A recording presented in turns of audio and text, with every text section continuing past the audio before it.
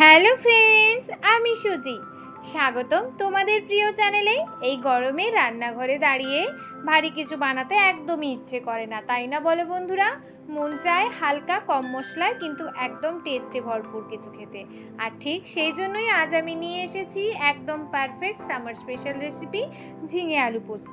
এই রেসিপিটি শুধু খেতে সুস্বাদু নয়, এটা কিন্তু খুবই হালকা, ডাইজেস্ট করতেও সহজ, আর গরমের দিনে কিন্তু শরীরের জন্য একদম উপযুক্ত।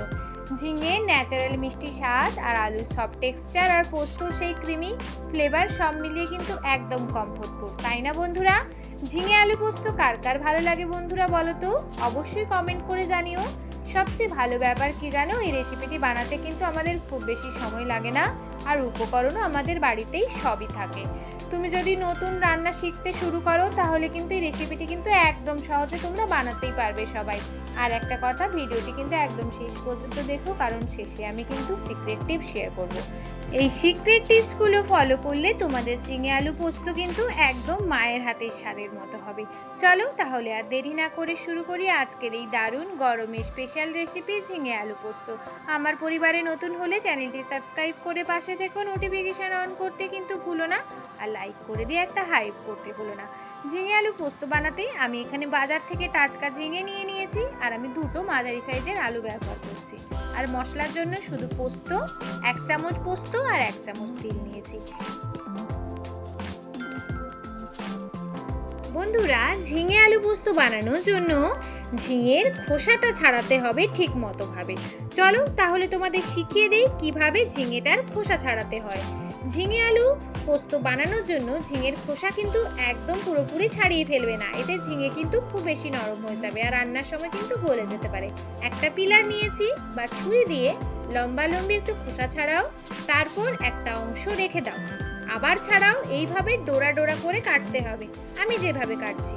এতে কি হবে, ঝিঙে রান্নার সময় কিন্তু ভেঙে যাবে না, সুন্দর শেপ থাকবে, খেতেও একটু টেক্সচারও পাওয়া যাবে। 2 মাথা কেটে ফেলে দাও, ঝিঙের 2 দিকে শক্ত যে অংশ ওটা কেটে কিন্তু বাদ দিয়ে দাও। এবার ঝিঙেটাকে মাঝারি সাইজ করে কেটে নাও, না খুব ছোট না খুব বড়। ঝিঙে বেশি ছোট করে কাটলে কিন্তু রান্নার সময় একদম মাখা মাখা হয়ে যেতে পারে। বুঝলে বন্ধুরা? আশা করি তোমরা বুঝতেই পারছো ঝিঙেটা কিরকম করে কাটতে হবে।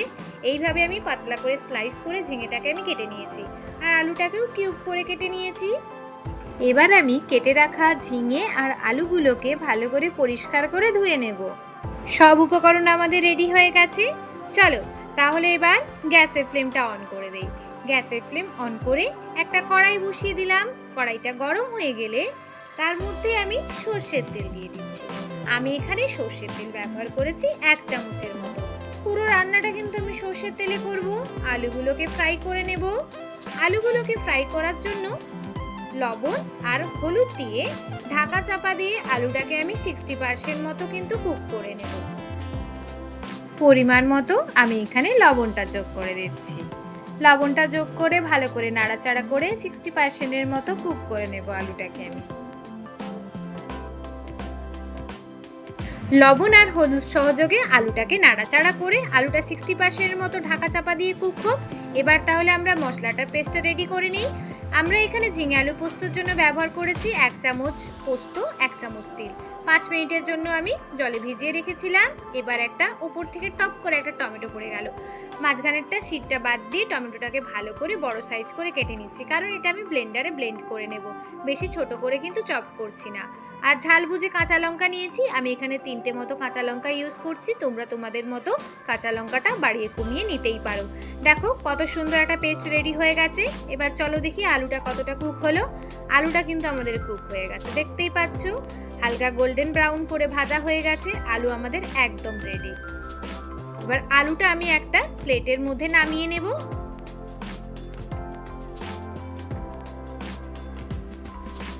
আলুটা আমি এখন নামিয়ে নিচ্ছি।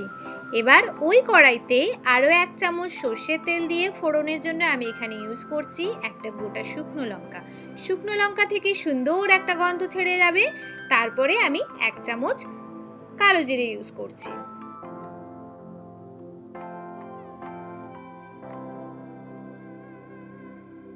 ফোড়নটাকে ভালো করে নাড়াচাড়া করে ভাজা ভাজা করে নিলাম।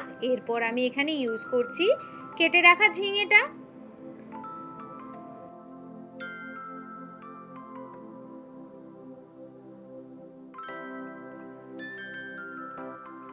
ঝিঙেটা দিয়ে দেবার পর ভালো করে ফোড়নের সাথে মিশিয়ে নিচ্ছি। এই সময় গ্যাসের ফ্লেমটা একটু হাই করে দিয়েছি। ভালো করে ঝিঙেটাকে একটু ভাজা ভাজা করে নেব আর ঢাকা দিয়ে 5 মিনিটের জন্য কুক হতে দেব। ঝিঙে থেকেই কিন্তু জল বেরিয়ে যাবে, আর আলাদা করে এই রান্নায় জল ব্যবহার আমি করিনি। কই যাও তোমরা, বড্ড তাড়া দেখছি। ভিডিওটি লাইক করেছো তো? আর আমার চ্যানেলে নতুন হলে চ্যানেলটি সাবস্ক্রাইব করে পাশে থেকো।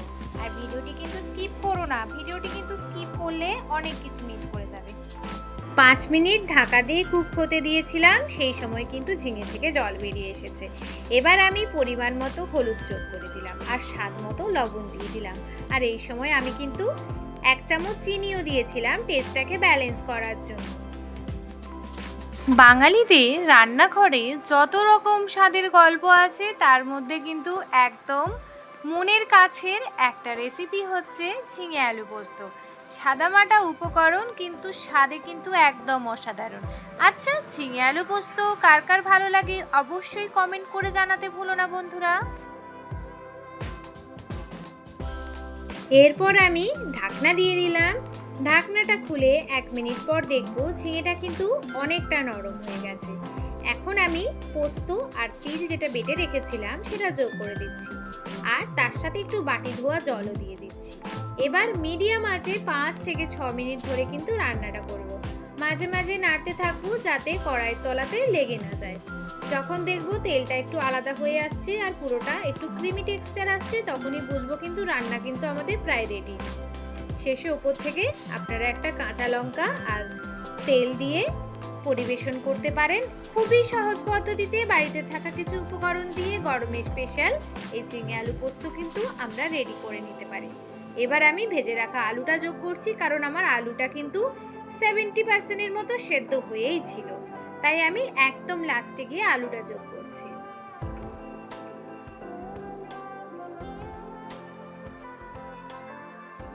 আলুটা যোগ করে দেওয়ার পর আমি আরও 1 মিনিট কিন্তু ক্রমাগত নাড়তে থাকবো যাতে কড়াইয়ের তলাতে না লেগে যায়।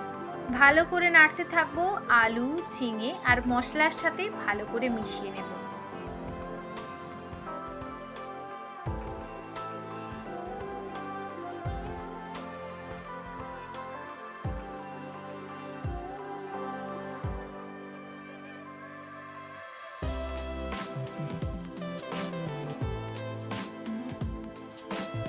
ঝিঙে আলু পোস্ত কিন্তু আমাদের একদম রেডি হয়ে গেছে। এবার আমি এটা প্লেটে সার্ভ করে নেব।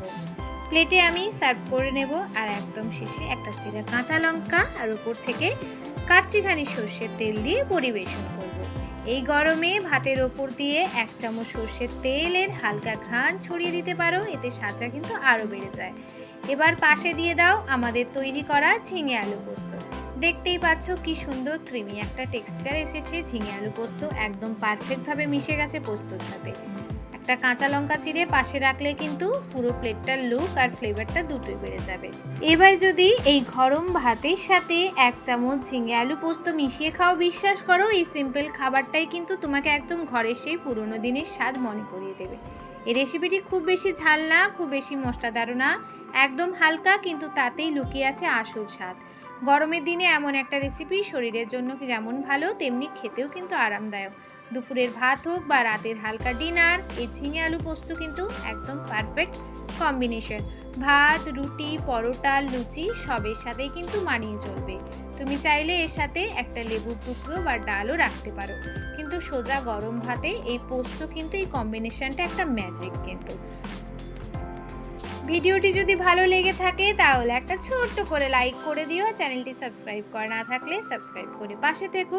বন্ধুদের সাথে শেয়ার করতে ভুলো না। আজকের মতো আসি, সবাই ভালো থেকো, সুস্থ থেকো। আবার একটা নতুন ভিডিওতে দেখা হচ্ছে। টাটা।